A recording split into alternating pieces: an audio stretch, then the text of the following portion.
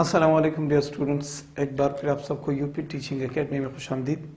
दोस्तों, जैसा कि आप सबको पता है कि हम बायोलॉजी के क्लास 10 और क्लास 12 के बायोलॉजी में एक चैप्टर है इनहेरिटेंस, उसमें हम लेक्चर रिकॉर्ड कर रहे हैं। अब जो लेक्चर मैं रिकॉर्ड करने जा रहा हूँ वो है मेंडेलियन लॉज ऑफ इनहेरिटेंस। ठीक है, तो चलिए अपने लेक्चर का आगाज़ करते हैं और आगे जाके हम बहुत सी बातें पढ़ेंगे और इन तीनों लॉज को बहुत अच्छी तरह से समझने की कोशिश करते हैं। ठीक है, तो चलिए लेक्चर का आगाज करते हैं। मैं यहाँ लिख देता हूं मेंडेलियन लॉज ऑफ इनहेरिटेंस।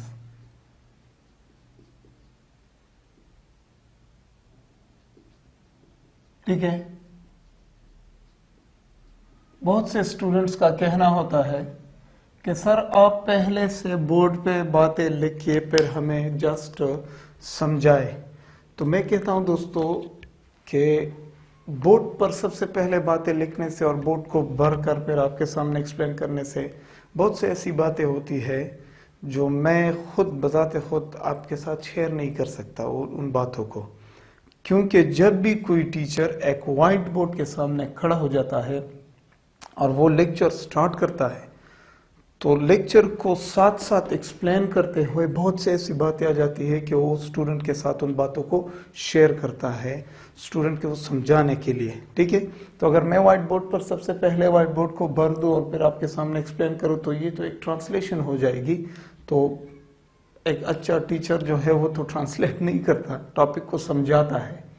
तो मैं नहीं कहता कि मैं एक अच्छा टीचर हूं, लेकिन मैं फिर भी आप सबको बहुत अच्छी तरीके से समझाने की कोशिश करता हूं कि टॉपिक में जो बारीकियां होती है, जो बातें समझने की होती है, उनको समझना इंतहाई अहम होता है। और जो स्टूडेंट उन बारीकियों को कैप्चर करे, उन बारीकियों को समझे, तो फिर उसके लिए टॉपिक एक्सप्लेन करना बहुत ही आसान हो जाता है। ठीक है, तो चलिए देखते हैं। मेंडल जब पी प्लांट्स पर एक्सपेरिमेंट कर रहा था और इन पी प्लांट पे इतने सारे करेक्टर्स पाए गए, तो मेंडल ने कुछ बातें डिस्कवर की, कुछ अहम चीजें उसके सामने आ गए। तो इन सारी बातों को मद्देनजर रखते हुए मेंडल ने 3 बड़े कानून पेश किए, 3 लॉज पेश किए, लॉज ऑफ इनहेरिटेंस। ठीक है, तो इसी वजह से मेंडल को फादर ऑफ जेनेटिक्स का लक़ब दिया गया। कौन कौन से लॉज थे? उन लॉज में तकरीबन 3 लॉज हैं जिन्हें हम मेंडेलियन लॉज ऑफ इनहेरिटेंस कहते हैं। उनमें सबसे पहले जो है लॉ ऑफ डोमिनेंस है। ठीक है, लॉ ऑफ डोमिनेंस। फिर दूसरा जो लॉ है वो है लॉ ऑफ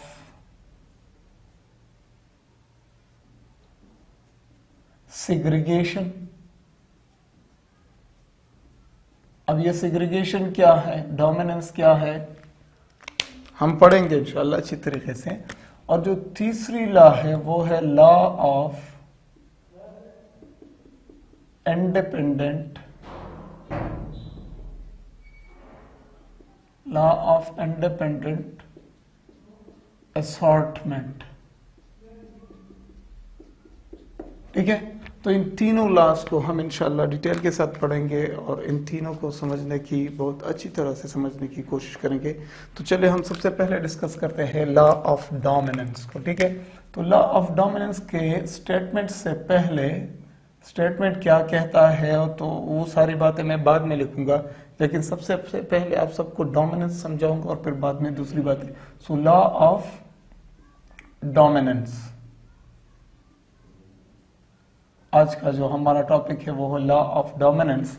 और जब हम इस लॉ को डिस्कस करेंगे तो फिर हम इन 8 कैरेक्टर्स में कौन कौन से कैरेक्टर्स डोमिनेंट है, कौन कौन से कैरेक्टर्स रिसेसिव हैं, इन सबको समझ लेंगे। ठीक है दोस्तों, सबसे पहले जो बात है वो डोमिनेंट क्या है, डोमिनेंट किसे कहते हैं दोस्तों। ठीक है, अब देखिए गौर से दोस्तों, अगर 2 आदमी खड़े हैं, ठीक है, एक आदमी का कद इतना है और दूसरे आदमी का कद इतना है। ठीक है दोस्तों, तो ये पर्सन नंबर 1 है, ये पर्सन नंबर 2 है। अगर इन दोनों का झगड़ा हो जाए, खुदा ना करे, तो क्या होगा दोस्तों? अब सबको तो पता है कि जो लंबा वाला है ये इस छोटे वाले को इस तरह मारेगा, और जहां तक छोटे वाले की बात है तो जब तक वो हाथ उठाएगा तो इसने से 1 5 6 थप्पड़ मारा होगा। ठीक है, तो मेरे ख्याल से ये जो आदमी है, ये जो लंबे कद वाला पर्सन है, ये इस पर भारी हो जाएगा, ये इसे मार पीट करेगा, इसे मार देगा, और ये बंदा इसे नहीं मार सकता। क्यों? क्योंकि ये इसका कद छोटा है।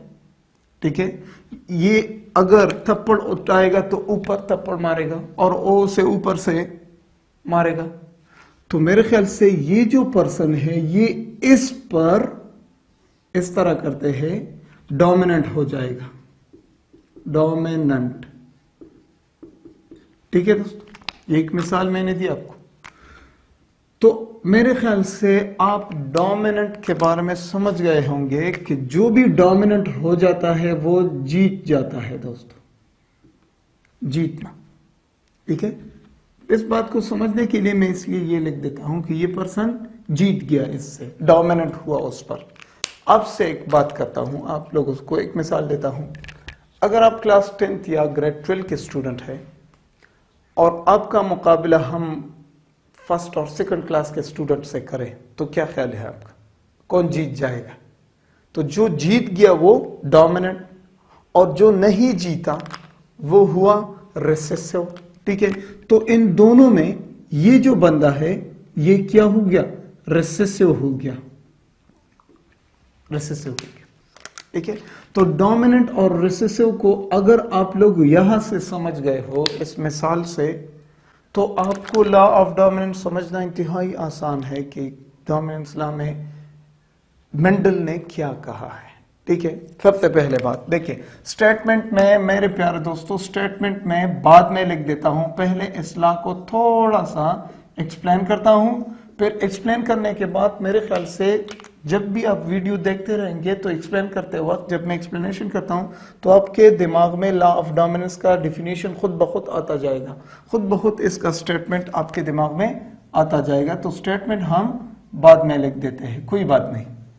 सबसे पहले स्टेटमेंट लिखना जरूरी नहीं, सबसे पहले समझना जरूरी है, फिर समझने के बाद स्टेटमेंट आप खुद लिखेंगे, कोई बात नहीं। देखिए दोस्तों, सबसे पहले बात ये थी कि जो लॉ ऑफ डोमिनेंस है ये एक मानो हाइब्रिड क्रॉस है, मानो हाइब्रिड क्रॉस है।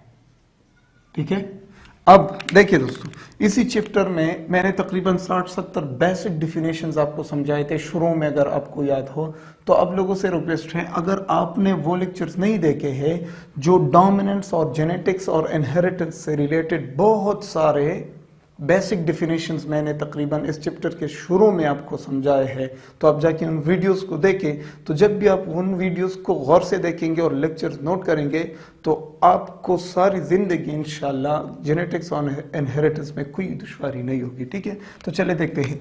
मानो कहते हैं एक को 1, एंड हाइब्रिड कहते हैं करेक्टर को, या मेंडल ने करेक्टर को ट्रायड कहा, ट्रायड।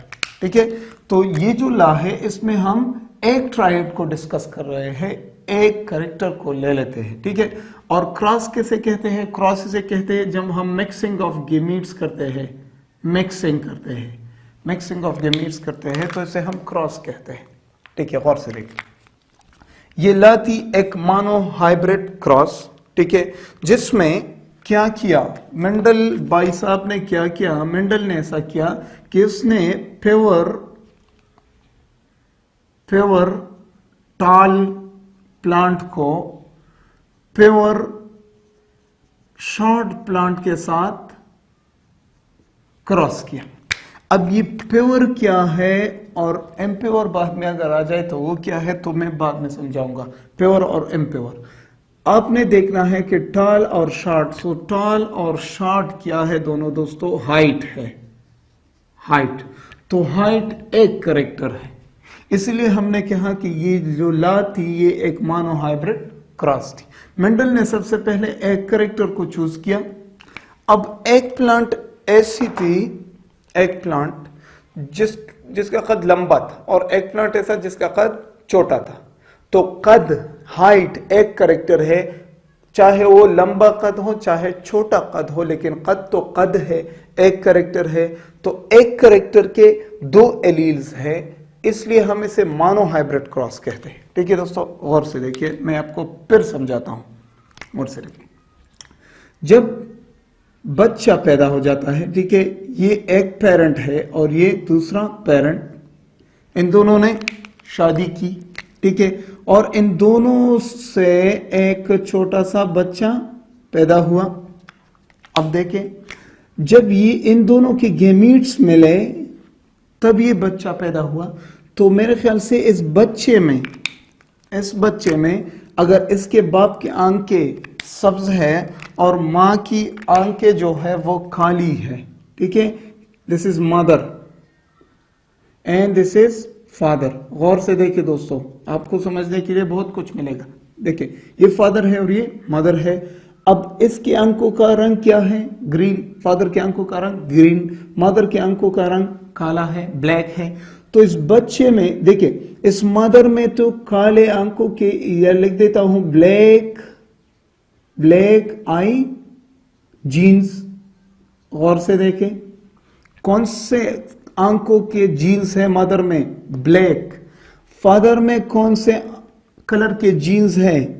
ग्रीन आई जीन्स है दोस्तों, ठीक है। अब देखिए, बच्चा तो इन दोनों के मिलाप से बना ना। तो जब बच्चा बनता है तो मां की तरफ से भी जीन्स आ जाते हैं, बाप की तरफ से भी जीन्स आ जाते हैं। तो आप लोग बताएं कि इस बच्चे में ग्रीन आईज के जो जीन्स है वो भी आ गए होंगे, ग्रीन आई के जीन्स, और इसी बच्चे में मदर की तरफ से ब्लैक आईज के जीन्स भी आ गए होंगे। ठीक है दोस्तों, तो देखिए, आई कलर आंखों का रंग एक करेक्टर है, ठीक है। अब इस बच्चे में आंखों के रंग के कितने जीन्स आ गए?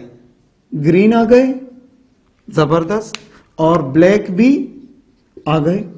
तो गौर से देखिए दोस्तों, ये दोनों जीन्स एक ही कैरेक्टर को रिप्रेजेंट करते हैं।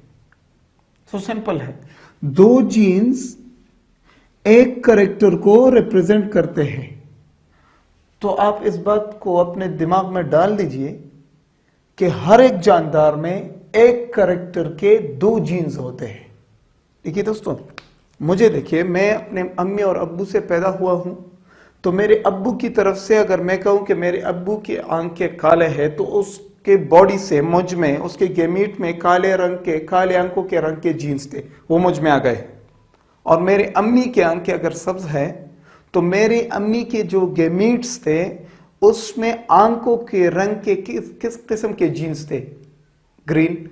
तो मैं तो अम्मी का भी हिस्सा हूं और अब्बू का, तो दोनों से जीन्स मुझ में आ गए। तो ये दोनों जीन्स किस चीज को रिप्रेजेंट करते हैं?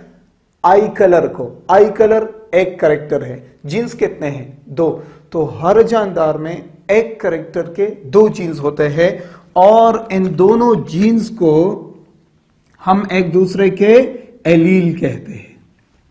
समझ गए आप? एलील कहते हैं। तो हर जानदार में एक जीन के, एक कैरेक्टर के दो जीन्स होते हैं, और दोनों को एक दूसरे के एलील के, चाहे वो एक जैसे हो चाहे अपोजिट हो। तो कैरेक्टर तो एक रिप्रेजेंट करते हैं ना, एक कैरेक्टर रिप्रेजेंट करते हैं। तो क्या है? ये दोनों एक दूसरे के एलील से। अब आते हैं यहां पर, देखिए दोस्तों, कैरेक्टर क्या है? एक हाइट है, वन कैरेक्टर, मानो hybrid.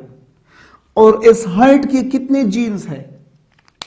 Toll genes and short genes, ठीक है।